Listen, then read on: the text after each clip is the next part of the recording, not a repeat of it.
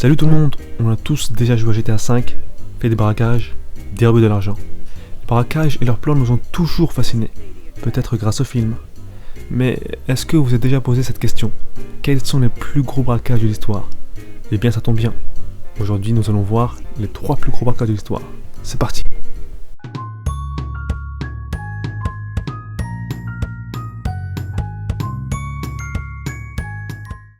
Alors en troisième position, nous avons le vol du Diamant Center, appelé aussi la casse du siècle. Ce braquage a lieu en 2003 à Anvers, en Belgique. Le butin était constitué de diamants, d'or et de bijoux de grande valeur. Il a été estimé à 100 millions d'euros.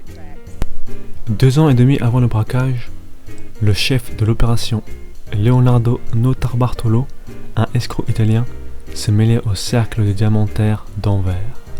Malin.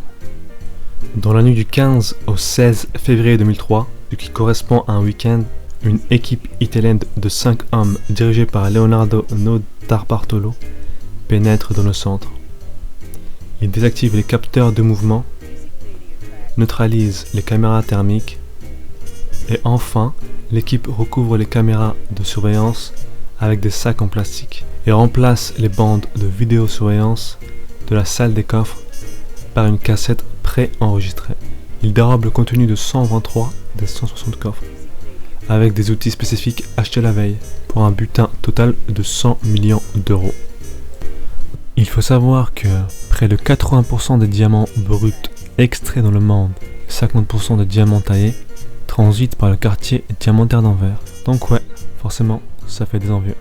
En deuxième position, nous avons le braquage du musée Isabelle Stewart Gardner. Ce braquage a lieu en 1990 aux États-Unis, dans l'État du Massachusetts, à Boston. Le butin est constitué de tableaux, d'une valeur estimée à 500 millions de dollars actuels. C'est une somme énorme. La nuit du 18 mars 1990, à 1h24 précise, 2 hommes pénètrent dans le musée Gardner. Les voleurs avaient profité des festivités de la Saint-Patrick pour s'introduire dans le musée. Déguisés en policiers, les 2 braqueurs arrivent à maîtriser facilement les gardiens en les ligotant dans le sous-sol. Les 2 voleurs avaient ensuite passé 81 minutes, soit pratiquement un match de foot, à décrocher leur butin, ignorant certaines œuvres d'une très grande valeur pour se concentrer sur l'art français et hollandais. Voici 2 tableaux parmi les 13 dérobés.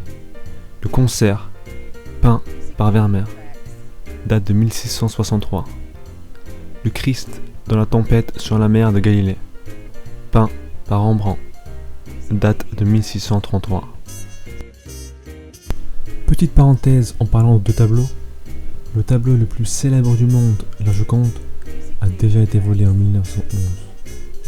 En première position, un braquage quelque peu spécial.